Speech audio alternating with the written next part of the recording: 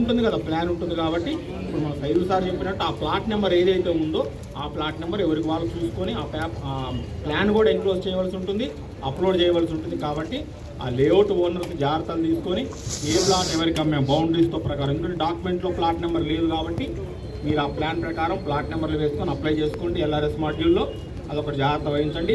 ప్రతిదీ ఓనర్ బాధ్యతగా ఇందులో ఉంది. ఎటువంటి తప్పొప్పులకి మాకు ఎటువంటి సంబంధం లేదు. మీరు ఏం డిక్లరేషన్ ఇచ్చారో అది చూడటం వరకే మేము, లేఅవుట్ ప్లాన్ మీరు పెట్టింది మేము చూడటమే.